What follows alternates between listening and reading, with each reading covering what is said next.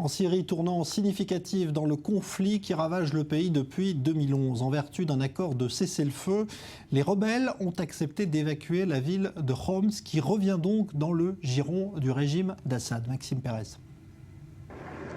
Ces Syriens sont des rebelles. Avec leur famille, ils s'apprêtent à quitter le quartier de Waer, dans la localité de Homs. Une enclave assiégée depuis 3 ans, la dernière encore sous leur contrôle, jusqu'à ce mercredi. Au terme d'un accord conclu au début du mois avec les forces loyalistes, quelques 700 personnes, dont 400 femmes et enfants, ont été exfiltrées à bord d'autobus. Au total, ce sont près de 2000 rebelles et leurs proches qui vont abandonner la 3e ville de Syrie au régime d'Assad. Une opération supervisée par l'ONU qui a mobilisé des inspecteurs et une escorte composée d'une 20aine de véhicules, dont ces ambulances du Croissant Rouge. Car de nombreux blessés font partie des civils et des combattants évacués. Tout le secteur entourant la ville de Homs a fait l'objet d'accords de réconciliation qui incluent donc Homs et sa banlieue. Dans cette ville, notre mission est accomplie. Un repli tactique pour les insurgés qui détiennent encore de larges portions de la province de Homs et qui n'ont surtout pas l'intention de renoncer aux armes. Mais s'ils se sont résolus à quitter la capitale de la révolution, c'est pour rejoindre les provinces de Hama et d'Idleb au nord-est de la Syrie. 2 régions qui continuent d'échapper aux forces du régime, malgré les violents bombardements russes qui s'y déroulent. Car Moscou poursuit ses frappes en Syrie, officiellement contre le groupe de l'État islamique. Mardi, c'est depuis un sous-marin russe en Méditerranée que l'armée a tiré plusieurs missiles de croisière contre des cibles de Daesh autour de la ville de Raqqa, son fief.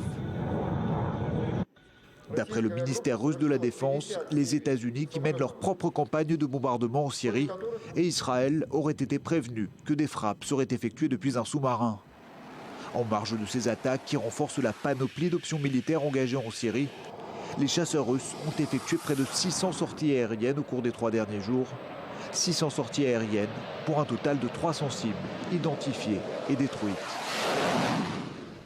Et les États-Unis espèrent toujours accueillir une grande conférence sur la Syrie programmée pour le 18 décembre. John Kerry va d'ailleurs se rendre à Moscou la semaine prochaine.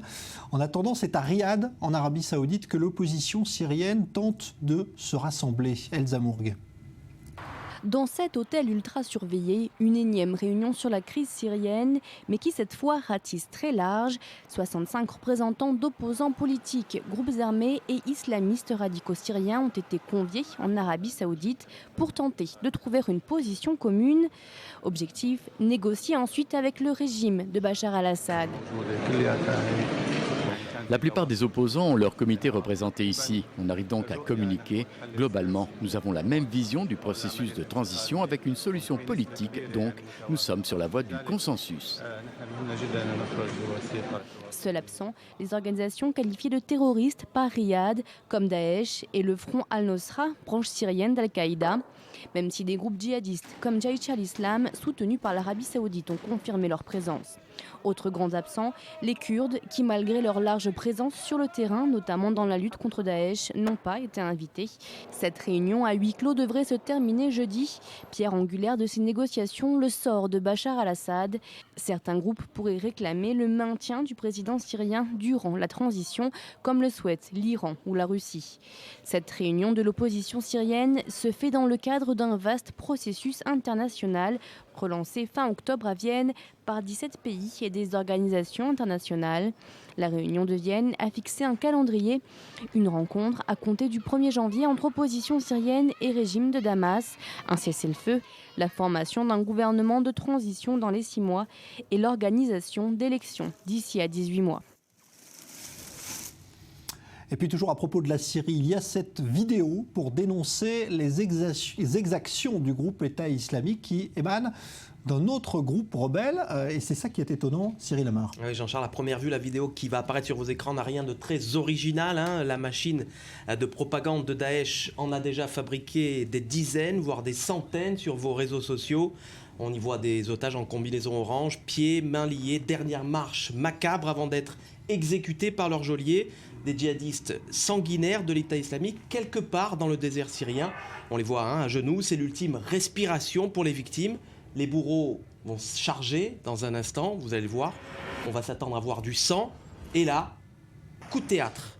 En réalité, Jean-Charles, cette vidéo, eh bien, elle a été diffusée hier par Jamaat al-Shamia. C'est le Front du Levant, c'est une coalition de rebelles syriens qui combattent à la fois Bachar al-Assad et les djihadistes de l'organisation de l'État islamiste. Sauf que les bourreaux, cette fois, eh ben, ce sont les victimes. Les rôles sont inversés. Et les coupeurs de tête qui prétendent agir au nom du prophète vont avoir cette fois-ci la vie sauve grâce à l'islam. Ils tuent au nom de l'islam, qu'à cela ne tienne. Ils vont être sauvés donc au nom de l'islam. Les rebelles vont tourner les talons pour laisser place au sermon d'un cheikh local qui les appelle à la repentance. Vous allez voir.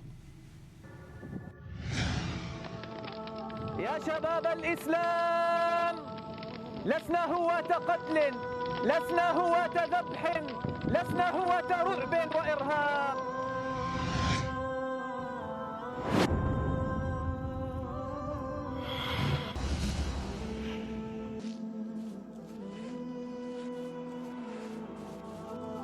ثورتنا ويا أمل أمتنا العدل ديننا الإسلام تاج على رؤوسنا الإحسان مبدأنا الظلم ليس منا ولسنا منه محاكمة هؤلاء الأسرى والعدل فيهم حق في رقابنا من غرر به نصحناه من ضل عن الطريق آويناه ومن قتل منا فالجزاء من جنس العمل. Voilà, pour une fois, ça se termine bien. Leçon de déradicalisation. Merci Cyril Amar. La COP